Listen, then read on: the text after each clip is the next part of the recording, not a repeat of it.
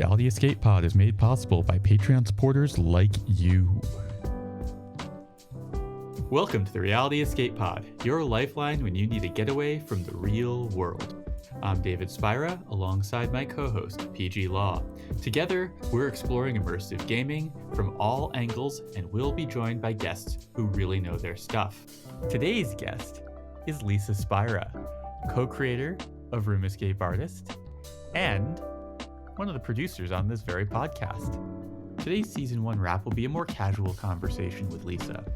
We'll be discussing some of the controversies that have been stirred up by past episodes. We'll also be talking with Lisa about all of the different things that she runs over on Room Escape Artist, from the Hivemind to all of our data collection efforts.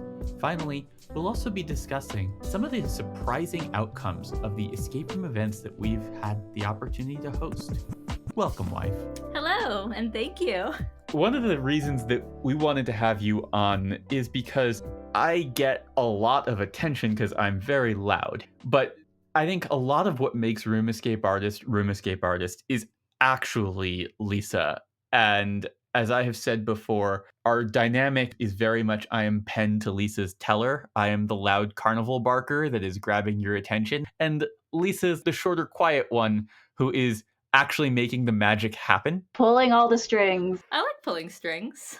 That's fun.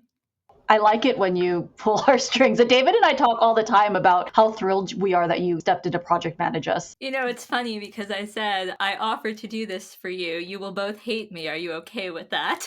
I could not have been more thrilled. Beyond that, Lisa is running so many aspects of Room Escape Artist. She has a very different perspective of the escape room community and of the work that we do at Room Escape Artist than I do. Where I'd like to start with the past year. Let's talk a little bit about running and editing the Hivemind, which I write for, but I otherwise do nothing with. Before we get into it, let's talk about what the Hivemind is. It's always a good idea. For many years, David and I were the primary writers for Room Escape Artists. We produced the majority of the content ourselves, and we were publishing daily for many years that way.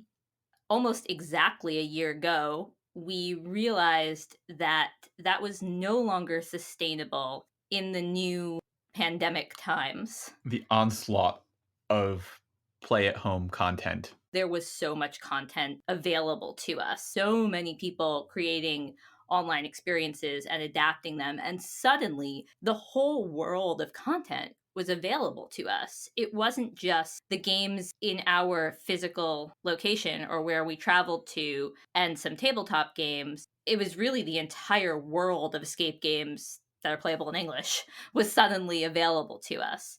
And we felt like it was the perfect time to bring in more voices, which is something we had been talking about for a long time. So we brought a whole bunch of people on to write as Hivemind reviewers. We wanted to have a couple of perspectives of the same game, whether the people played together or they played independently with their own friends or family. They all give their own reaction to that experience.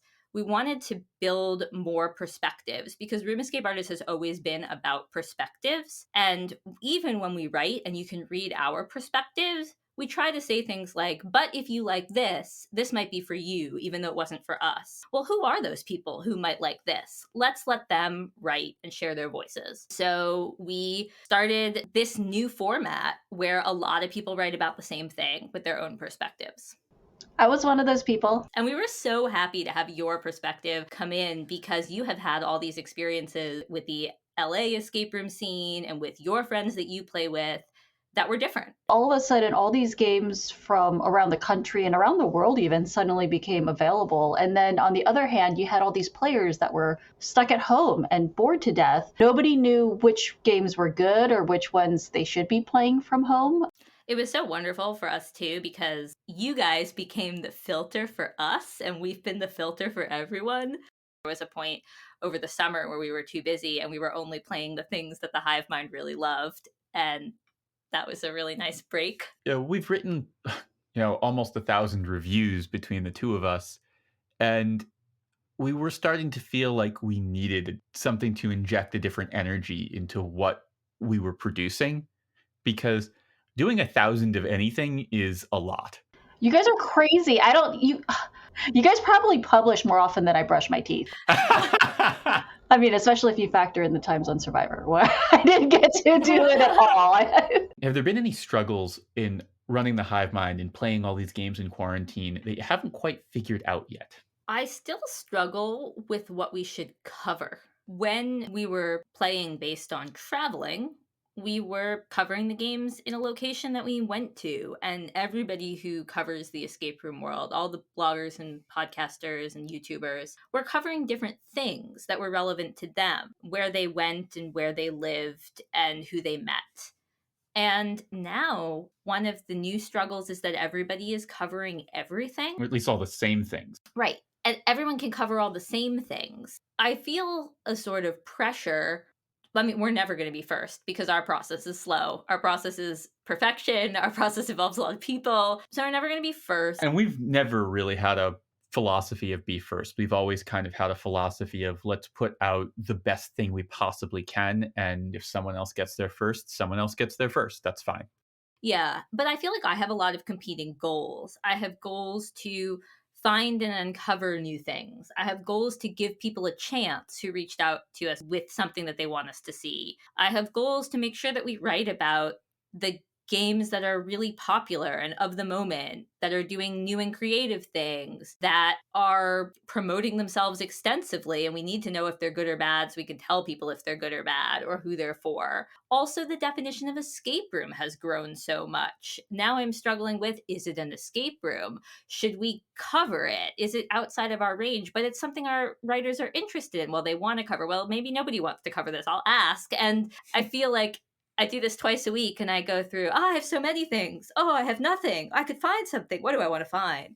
There used to only be like 3 categories that we checked off when we were writing the reviews of what type of room it is. Is it a real life escape room that they strapped a camera to someone and now it's a virtual escape room? Or is it the type of escape room that it isn't a physical room, but you could never do this in person, like Pursuit of the Assassin Artist? And now there's like the category box is like 20 different categories. There's all these subcategories now within it. I think it's amazing. I think it's a sign of how creative people are being and playing around inside this genre. The checkboxes we're discussing are in the form that our Hivemind reviewers fill out when submitting their reviews. It's not something that our readers actually get to see.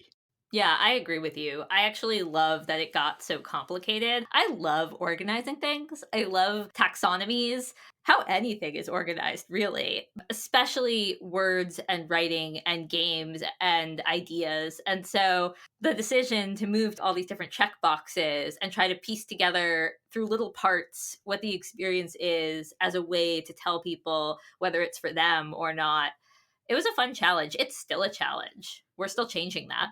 And that's really your background as a linguist there. That's probably true. But it actually leads nicely into the next subject that we wanted to talk about, which is a subject that was really born out of a conversation in our Patreon Discord chat, which is just for people who support Room Escape Artist and this podcast on Patreon. It is and has been for a very long time my favorite place to chat about escape rooms. I think it is a very kind, very knowledgeable, very engaged community of people. I absolutely love it. It doesn't have any of the negativity, even when people are disagreeing over things. It doesn't have the negativity that I've seen in other places or the mercenary self-promotion. It's my favorite place to chat, too. It's the only place you chat. I was going to say, I don't chat there very often. Mostly I just emoji react. But I read it all. I'm just not chatty. That's David's job. After the last episode with Chris Lattner aired, we had a lot of conversation about the nature of escape rooms, what these things even are and what they should be, what we should be encouraging them to be. It was a very interesting conversation. I really enjoyed it because it sparked so much conversation in the Discord, like more than other episodes did. And I think because some of his ideas were slightly controversial. I think it led to a lot of interesting conversation because there are a lot of people who've played his games and understand what he's about from having played his creations. There are also a lot of people who've only ever seen him interact on social media or heard him at a conference. And he is a very direct, incredibly confident person. The best way that I can describe Chris is he's a human bulldozer. He sees a thing, he's going to get there, and he's going to take the straightest line he possibly can to get there. He does that when he's communicating as well. It's led to a lot of preconceived notions about who he is and what he's about. And I think in the environment that we put him in this podcast, I think we gave him an opportunity to really help people understand the perspective he had and the uniqueness of it. I think it's the kind of conversation that leads to good conversation. All that's to say, as this was being discussed within our Patreon group, we found that something that we've noticed for years, which is a perspective gap across the escape room community, where people see the regional trends of where they live and where they have played escape rooms and assume that that's how it is absolutely everywhere. But the truth is that escape rooms have a lot of regional trends and regional flavors, and very few things are actually as absolute as they feel, and they change a lot. But what we keep seeing online, especially out in the various Facebook groups, is that people don't realize that the perspectives they have are a bit more narrow, and they assume that everyone around them is coming from the same perspective, and then they get confused and argumentative when that doesn't work out. The question that I have is, it's really for everybody. What's your perspective on the conversation that has emerged as a result of really last episode, but I think it's been brewing for years? I had no idea that this was even a thing until David kind of offhandedly said something about, well, that's your LA escape room perspective. And I never thought of myself as having an LA-based escape room perspective. I was like, it's just rooms. Aren't they kind of the same everywhere? I don't know why I didn't think of it that way, because obviously they're not. Obviously, rooms are going to be influenced. The way movies are produced and directed are probably different, coming from different countries. It makes sense that any other type of entertainment, creative endeavor is also going to be flavored by your own personal cultural biases and perspectives also. But this was news to me. And I think the question that we're talking about is actually what's an escape room? Yeah. That was the question. Does it need to have puzzles? Should it be a puzzle-focused experience? Oh, wait, what's a puzzle? What's a puzzle in this type of sense? How many puzzles does it take for it to have enough puzzles to be considered an escape room? Right. When is it some other type of immersive adventure? What other elements have to be there to make it an escape room? And does it even matter? Yeah. I feel like I spend a lot of time emailing with people. I do spend a lot of time emailing with people. Thank you for that. I feel like I tell people a lot, the US is not one escape room market. And maybe I tell them that more this year than other years, but I was just emailing a lot with a person from Italy, and I kept having to tell this very smart, very experienced escape room consumer and potential business person that escape rooms are different all over the US. The US is not one market. We've been saying it for years to journalists who call up with questions about the escape room market in aggregate. Yeah. To what PG was talking about, the question that she was asking, as a general rule, LA has a more theatrical bent than a lot of the US in many of the games. A lot of games. An undertone of horror, even if the game isn't horror. There's a lot more horror and there's a lot more allusions to it in the LA scene than there is in lots of the rest of the country.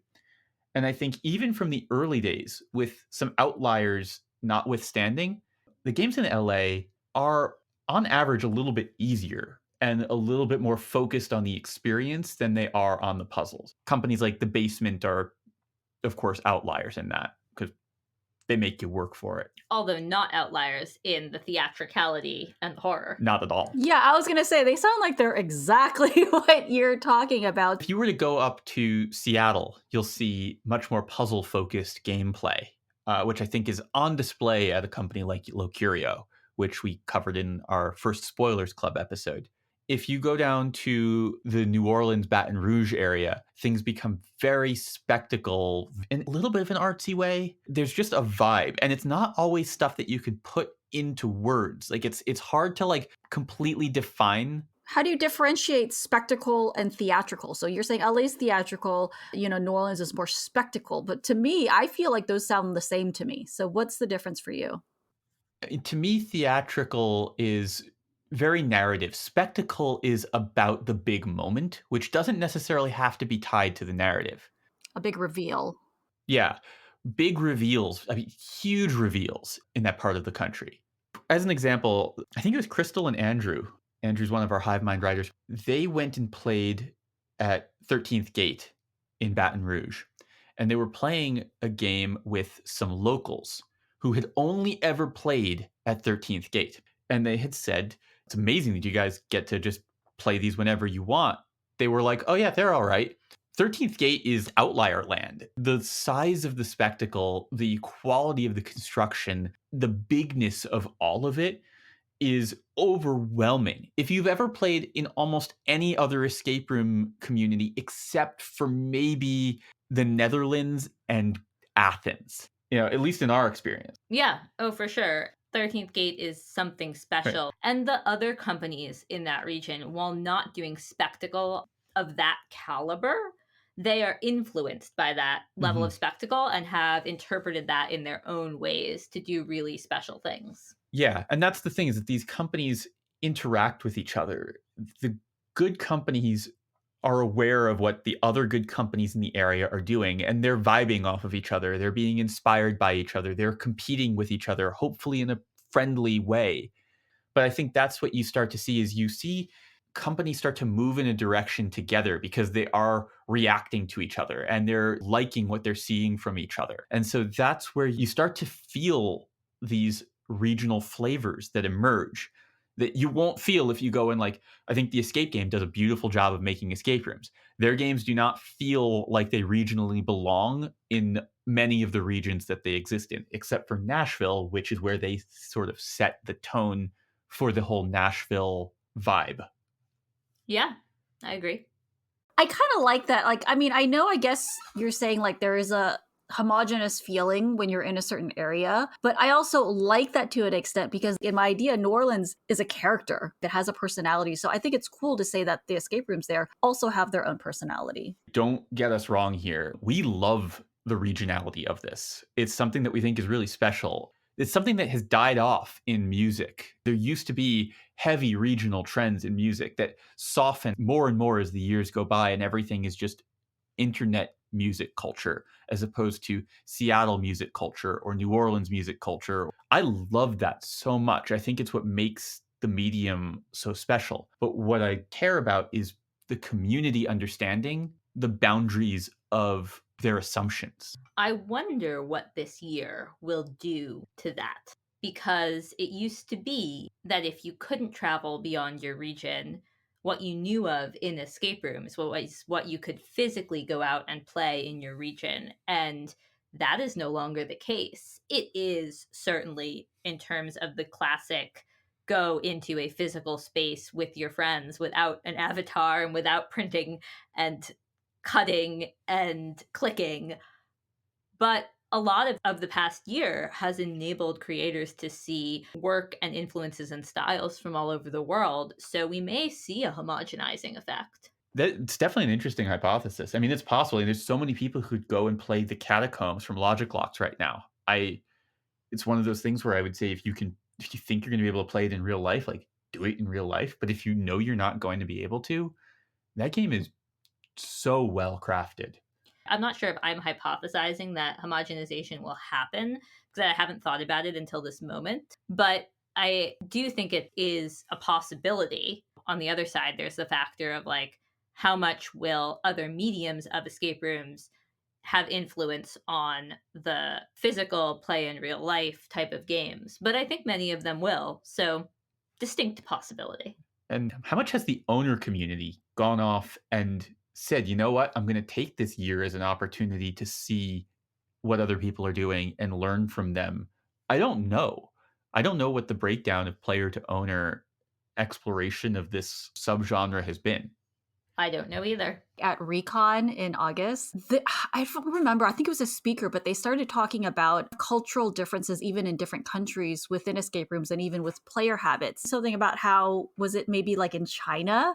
They do like, was it like dating or speed dating that they do? That speaker was me. Oh, was that you? Okay. My understanding, again, having never been there are only 2 countries on the planet where public ticketing pre-pandemic was more or less the norm.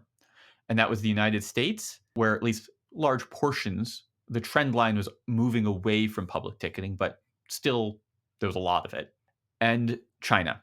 My understanding is that there's an app to meet up with other people as a means of socializing. And if my understanding is correct, a lot of the escape room community there has been 20 somethings who moved to a city after university, and they're looking to make friends and find romantic partners. And escape rooms are viewed culturally as a way to figure out very quickly if you gel with someone else, platonically or romantically. It's awesome. Speed dating at escape rooms. I'm going to start this club. And I remember too, I think the other thing that you had mentioned was that they tend to have very elaborate costumes in China as well. That's another thing. The costuming is incredible. I think it's fascinating hearing about the cultural differences in the escape room communities around the world. Wife, Husband? you are probably best known in the community for all of your data-driven endeavors. Historically, it's been all of the map data that you've put together, but more recently, you have put out a survey into the community about how the past year has affected both players and owners. That report is going to be coming out soon, but in the meantime, can you share some of the highlights? I've always found that data-driven work is a really interesting way to look at a community. And we've been publishing annual industry reports based on the amount of facilities that are open at a given time. That's how we've been measuring this industry in those reports. And if you want to read that, you can find the latest one in the show notes. Lisa goes into all sorts of detail about what is happening, why it's happening. She's been tracking it for a very long time, so all the detail is in there. Yeah, so that's the industry report. But we wanted to do something more to understand the impact of the pandemic. And that's when we wrote and distributed this other survey that hundreds of people filled out, owners and players alike, to share their perspectives on how they've been affected. A couple of key highlights to share. At this point, 80% of the business owners that took the survey are currently operating. So escape rooms are open again, and this was a global survey, and although many of the respondents were from the US, we had respondents from many, many different countries. When we looked at what people have changed about their facilities, owners across the board said that they had increased sanitization of the games and of the facilities. And also about 75% of owners said that they had adjusted their schedules in various different ways to make the experience of playing an escape room safer. The survey asked a lot of questions about all sorts of different things like aid and finances, which we're not going to get into right now because I'm still spending a lot of time poring over this data. But I wanted to share that the survey asked about your outlook. And overall, those who filled it out have a very positive outlook. 42% said that their outlook is positive, and almost 24% said their outlook is very positive. So that's a good thing to see. I can share a couple of quotes if you want. Please do. Some of them are from players and some of them are from owners. And these were quotes about their outlook. We are doing the best we've ever done. By adding online live avatar games, it has opened us up to an even larger market. Small groups are looking for something safe and fun to do together. With live music and movies limited, escape rooms are a great alternative for both the experienced and the uninitiated. It's true. Yeah. On the other hand, we have lost all of our corporate business. They simply don't come anymore. I mean, they have to be getting together in the office in the first place. It's a tough spot. We get a lot of questions about corporate online bookings and that it is really hard to create an experience for a lot of people to do in an online corporate setting. Yeah. Here's another one. My enthusiasm and energy after all of this is low. I feel like I'm starting over, building my business up. I worked so hard and I lost so much. Friends closed their escape rooms. It's defeating. I hope I am strong enough to hang on. Even though I made it through the worst of it, I'm tired now. I can feel that. It's I think everyone's tired. Yeah. I definitely feel that. It's hard to see something that you've worked on Evaporate. Yeah, that's a good word. Do you have a happier quote to send us out on from this section?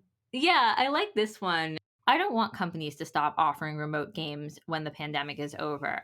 I will never have enough money to visit all the countries I've visited virtually. Over 30 different countries thus far. I like that. And it's true.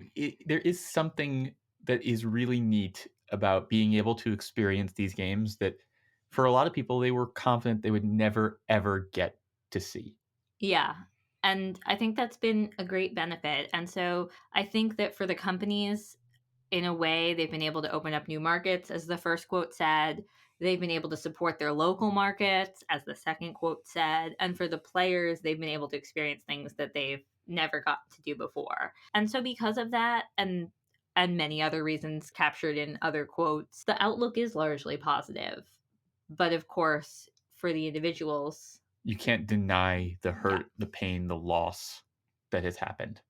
Yeah, and then those are some of the key takeaways from this survey. I'm excited to spend more time in the data in the next couple weeks and be able to get more numbers out to people, especially with some of the other sections that we worked on, really digging into how this has affected people. Be sure to subscribe to roomescapeartist.com so that you will get an email when that report goes out. And when that report goes out, please share it. So, looking forward, we are seeing the light at the end of the tunnel after this year of quarantine. And I want to know, do you think we're going to be able to run a couple escape room tours?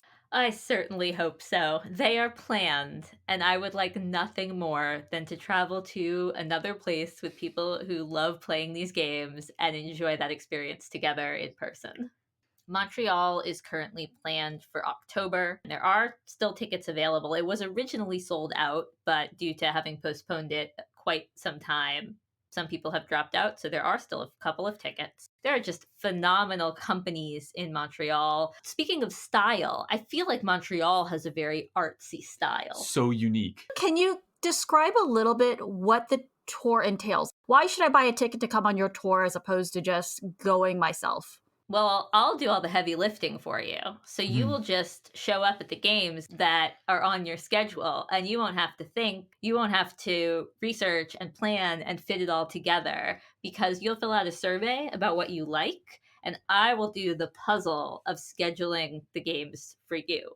But if you're a person who likes scheduling games and that's not a draw, I think the draw for a lot of people is the ability to play them with other people who love playing them as much as you do, to meet new people who love this. And speaking of perspectives, people who have played elsewhere who love this too, who bring their perspectives, and getting to experience these games and then go to the bar afterwards and talk with people who are just as excited. So do you guys organize travel plans as well, or recommendations of places to stay? Is it like, do you guys organize like an entire day? There's an itinerary from like 8 a.m. to 7 p.m. and then free time after that. Is it like that type of tour? It's not quite like that. So what we do is we choose a tour hotel and recommend that people book there. Many people will choose the tour hotel, and some people will choose their own accommodations in that city. I think the people who have gone and stayed in the hotel have by far the best time. Oh, for sure. Because they get the community. We're all hanging out in the hotel.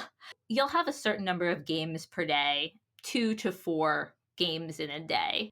You'll have a group that you play with on the first day, and you'll get your bookings for the times that you have games. They're back to back, almost always, or close to back, so that you have your rest of your day to explore the city. And you'll probably have a slightly different group of people that you're playing with the second day. If you book with a second person, like we always keep couples together and groups together for larger groups. Sometimes there's, like for the Montreal tour, one of the days you're going to go by bus to a different area, somewhere that you can't walk to or take an Uber to. So we're all going to bus over there. So there'll be some time hanging out in the lobby in between games. Some meals get provided. A lot of what we're doing is we're streamlining the complexity of doing all of this. We are balancing your teams. We take these tours to places that require some larger teams.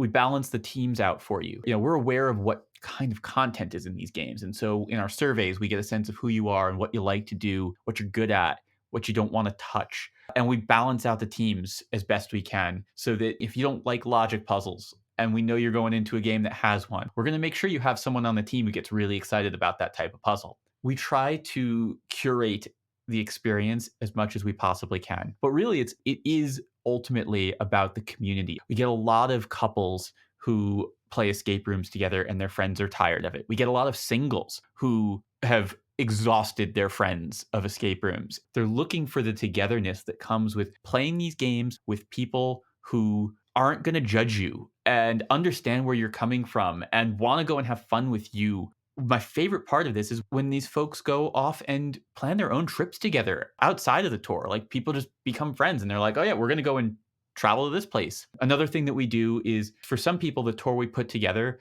is the most busy 2 or 3 days of escape rooms they've ever played. They're like, oh my God, I can't believe how many games I'm playing. Which is like 9 over the course of 3 days or something. And then we have people on the tours who 9 games in a day is their norm. So we also negotiate with other good companies in the region that are either on the tour or aren't on the tour for a logistic reason. And we get discount codes for them. So you can drop in on the city early or stay late, and you can go and play till your heart's content. You can play out the entire city. And we have people who do. They will come and play 15 games before the tour. They'll hit the tour, hang out with everybody, and then they'll stay another few days and they'll play another 20 games after. Then they will leave having played everything that they might have ever wanted to play on the tour. It's very much a choose your own adventure, and we're there to help facilitate that. It honestly sounds perfect, especially for, like, say someone who's single like I am. I don't have a life partner who's always willing to travel with me. And yeah, I have friends that I play with here in LA, but we can't always coordinate our schedules to travel at the same time. That doesn't mean I don't still want to travel and see other places and play games. And that is really, really tough. I travel by myself a lot, so I don't have a problem traveling alone and I can go sightsee alone. But playing escape rooms as a single person is difficult. This really solves a lot of those problems. That's exactly it. They come looking for escape rooms. They leave with community. We had one person come on the tour, hadn't taken a vacation in decades. Someone who owns their own business, hadn't taken a vacation, and came back to a subsequent tour and said to me that the last tour they went on changed their perspective. They took another vacation. They have started to transform their body and actually get fit in a way that they hadn't in many, many years. It was really emotional for me to hear that this community that we had produced had this kind of an impact on someone, because in my mind, this was just, we're getting a whole lot of people together who are fun, who want to have fun. They're going to enjoy some games together. It hadn't dawned on me that people were looking for and could find that level of connection. It blew my mind. I still get emotional thinking about it.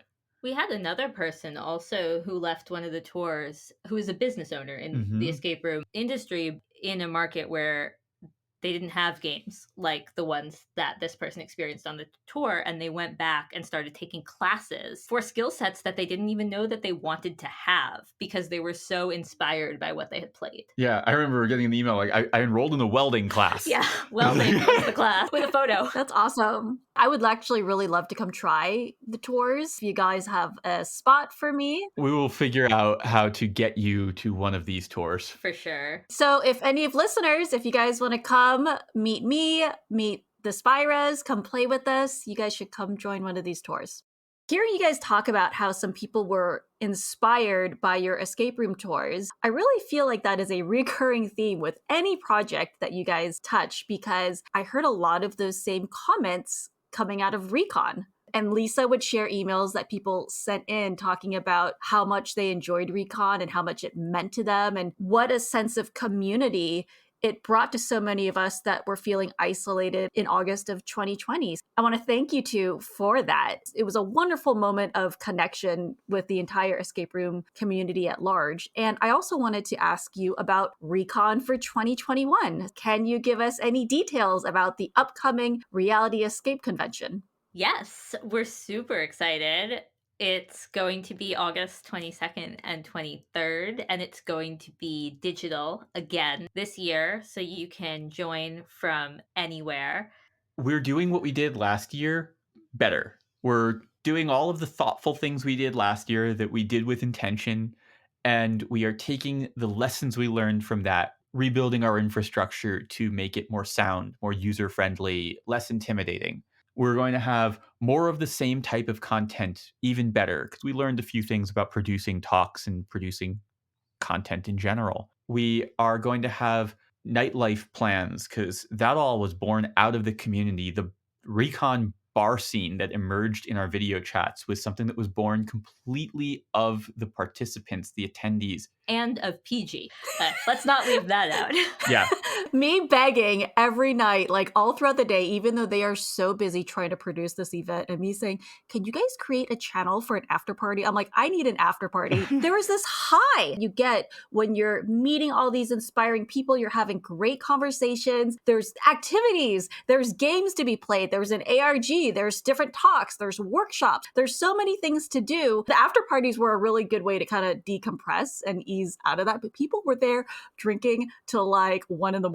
Your time. 1 a.m, your time. There was one guy who was like, guys, I see the sun coming up. I need to leave. He was in Eastern Europe. Yeah, but he came back the next day. Oh, he did. Yep. It was a really fun time, and it was incredibly realistic. I could not believe how realistic it felt compared to a real convention, like that feeling of meeting people and connecting and community and the conversations, organic conversations that kind of arose, organic games that just kind of started. Like I started a game, one of those lateral thinking puzzle games, and it got its own channel, and then like people were jumping in and participating. It was really fun. That was what we were going for. We really wanted to bring people together, and I'm so glad that it worked, and I'm so excited to do it again.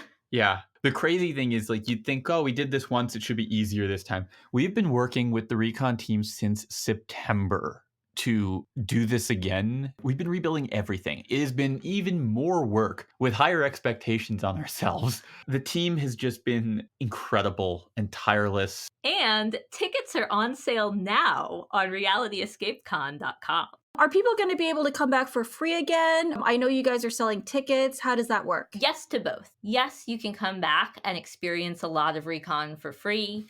And yes, there will also be sections of Recon that you can pay for. All of the featured talks will be available to the basic ticket level, and the basic ticket level is pay what you want. We realize that it is still a difficult time for a lot of people, and we want to make the content at the core of Recon accessible, so it will be. That's really important to us. But there are also a lot of ways that you can experience other parts of Recon, and so there will be a pro ticket that gets you into different conversations and allows you more access. And this is really for the professional side, the designers, the owners, the creators, the people on the business end of the industry. And this will help you network with other business people in this industry. And it will also come with a workshop that allows you hands-on experience, hands-on through your computer, still digital, in an area of escape room design that you want to learn more about.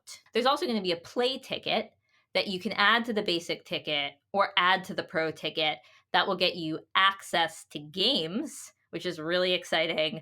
And we're going to have some limited run games featured at Recon. And on the subject of the workshops that Lisa was mentioning that are part of the pro ticket, one of the things that we have been trying to do with Recon since it was first conceived, we were thinking it was going to be in Boston last year, should be in Boston next year. We've been trying to identify the problems that conferences have in general, not just escape room conferences, but conferences at large. And we keep trying to pick away at those problems. How can we improve upon them? One of the things that we're trying to do is get rid of what I refer to as the toxic sameness of conference scenes, which is the same dozen or two speakers who pretty much show up all the time. You know they're going to be there. You know they're going to give a slight variation on the same talk that they've given for the last 4 years. We are not having really any speakers, aside from Lisa and myself, doing one session. Everyone else is a new speaker at Recon this year. We will be able to bring back speakers in the future, but we're trying to introduce new voices and new perspectives. Some of our more popular speakers are being brought back to give workshops. So those are the ticketed events that are part of the pro ticket that you can buy extra add-on tickets to. These workshops are being taught by some of the folks who gave really popular talks last year. And they're going to build on the ideas of that talk, because one of the other things that we can do with RECON is that we can treat it as an ongoing conversation, because all of the videos from the past talks are available. We don't have to keep teaching to the 101 level. We can treat RECON as an ongoing and evolving conversation that propels this industry forward instead of keeping everybody circling around the basics.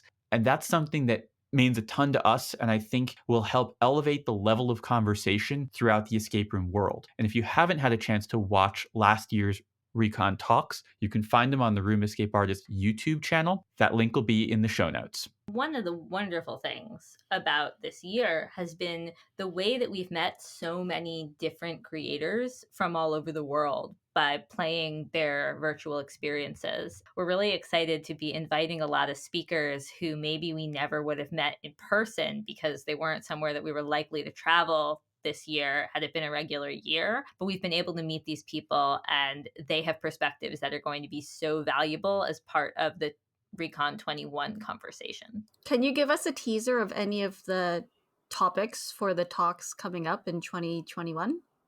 One of the really exciting talks that I think a lot of players and creators will be excited about is the talk by Tasha, who created Project Avatar. Yeah, the Project Avatar team, they're going to be doing a session that I'm just imagining is going to be nuts, because they are. I was wondering if you're going to have them come on. They're just such a defining characteristic of the escape room scene this past year. It would have been criminal to not have them involved. If you guys haven't played Project Avatar, go play it. It is a wild ride. It is like playing a live action video game, but you are controlling an avatar running through a humongous abandoned warehouse. And he's kicking down doors and flinging himself, doing all kinds of crazy stuff. Another session that I'm personally really excited about, we're going to have Errol Elmer from the Room Escape Divas. He's going to be doing a whole session on designing puzzles and integrating that into narrative. Is the subtitle going to be how to make them cry? Yeah. That's a fair question. Right. PG, show me on the doll where he hurt you. One of Errol's games did have a content warning. And me thinking like, don't need to read that. You know, I'm tough, whatever. And I totally disregarded it. I had just lost my cat like the week before playing this game. And so I was like, I should have read the warning. I also didn't read the content warning and sat there at the end, my eyes welled up, both loving and cursing Errol and his genius.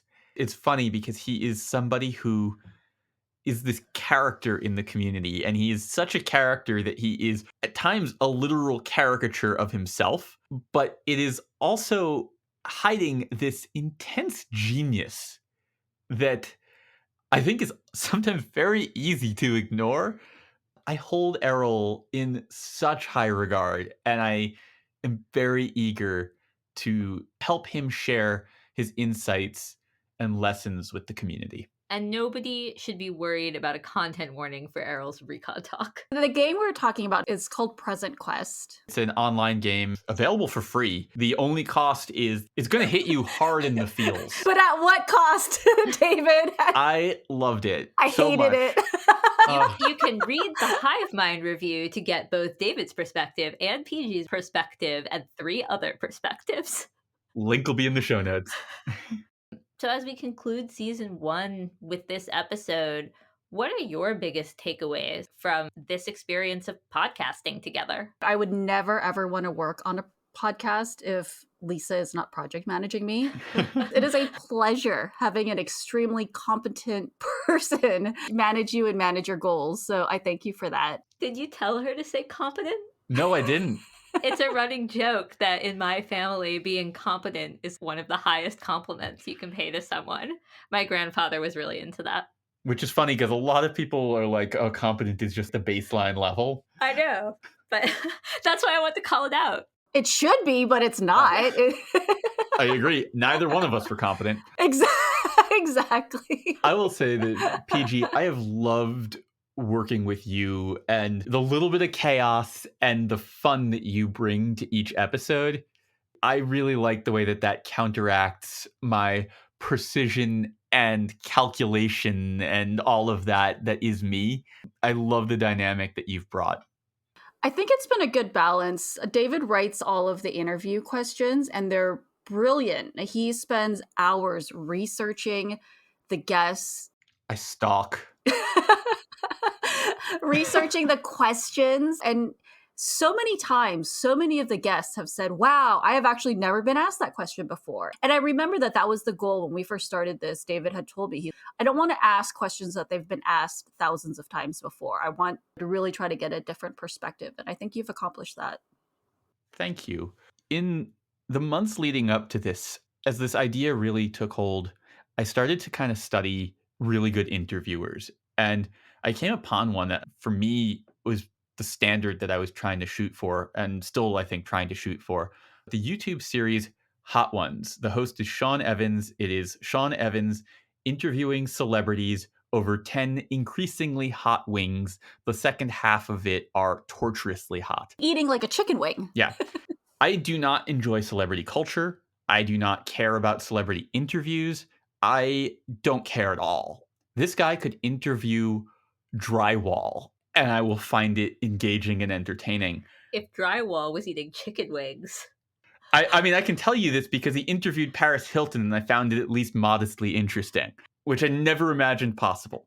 I really tried to learn from what he was doing, and he does so much background research, and he works really hard to ask questions that surprise and delight his guests, which is juxtaposed beautifully against the torment of these chicken wings. The show is phenomenal.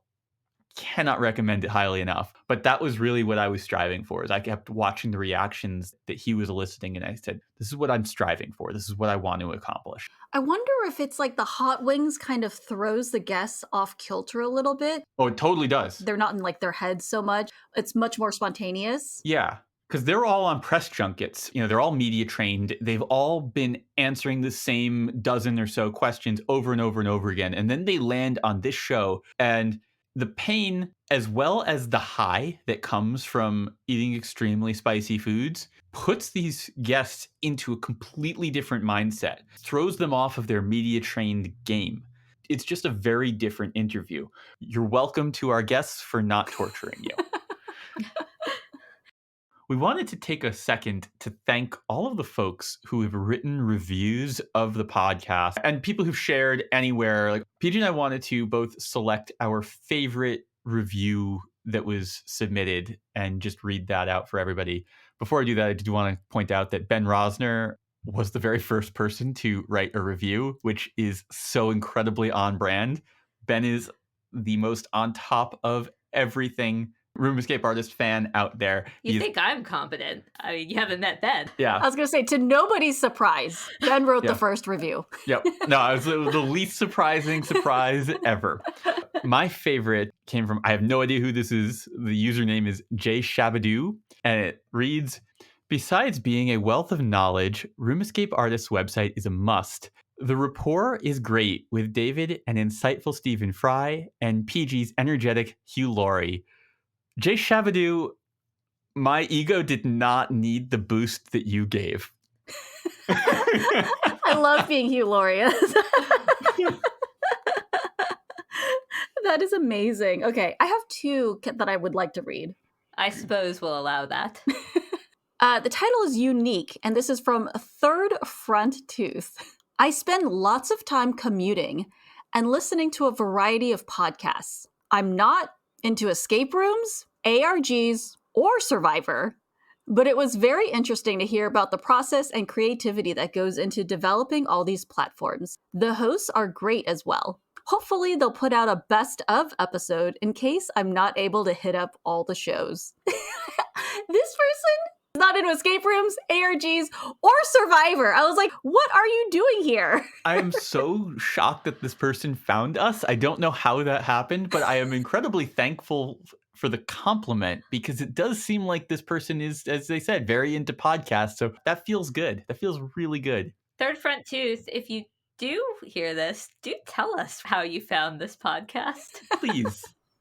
I need this mystery solved. It is a good feeling to know that it's drawing in people who didn't even have a pre-existing interest. It really means something. That was a goal. Yeah. It was a goal to try to help more people discover that escape rooms and immersive games are something that they might enjoy. Yeah. And maybe this person didn't discover that they enjoy them, but maybe they did. We won't know. We won't know. This next one is by Capanuva, and it says, each episode I've listened to so far has had good guests talking about their take on different things in a way that actually shows them as multifaceted people. Each episode dives into the history and mindset of different creators in the immersive entertainment sphere and can be pretty inspiring and leaves me wanting to go make things myself. So thank you so much for these reviews. We love reading every single one. It means a lot to us, and it will mean a lot to us if you guys continue leaving them for us. It really does help boost the visibility of our podcast.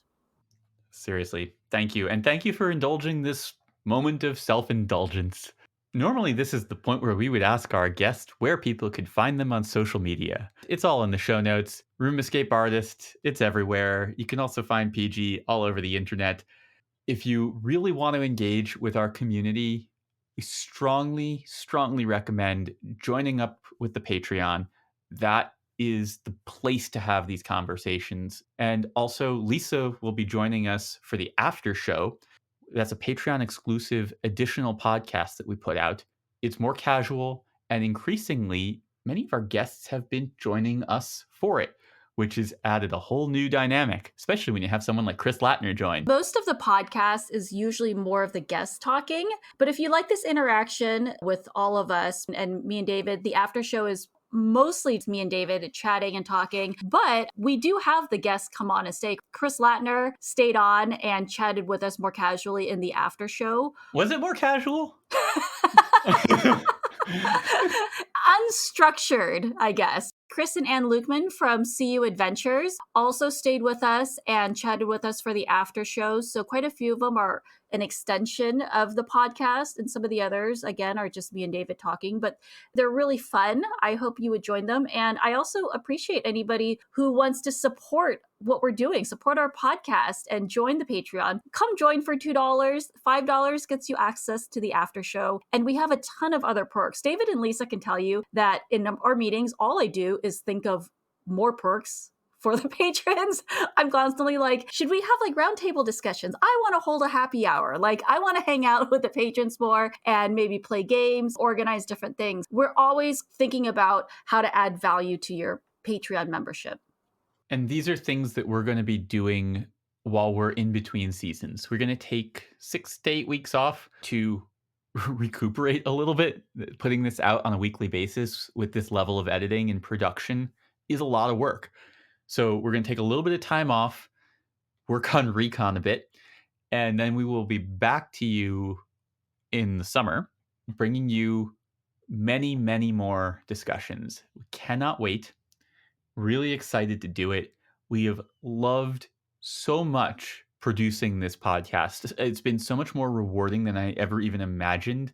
I cannot wait to make more of this and share it with y'all. I just want to say thank you to everybody who listened to this podcast and followed us on our journey. This is the end of season 1, and we can't wait to improve the podcast even more and come back strong with season 2. PG, it's been a wonderful journey. Likewise. And Lisa, thank you so much for agreeing to let us pick your brains today. My pleasure. It was fun. The Reality Escape Pod is brought to you by RoomEscapeArtist.com, your home for well-researched, rational, and reasonably humorous escape room and immersive gaming content and events. If you're enjoying this podcast, you should join our Patreon. Some of the perks include a patrons-only Discord and exclusive bonus podcast content. Every podcast will have a companion after show where David and I talk about the interview we just recorded, as well as chat more casually about games we've been playing, industry news, and, well, whatever we feel like, really. You can get access to this bonus content for only $5 a month, and a lot of times the after show is even longer than our interviews. $15 gets you access to the Spoilers Club, where we pick a game each month and then we will discuss the game after we've all played it.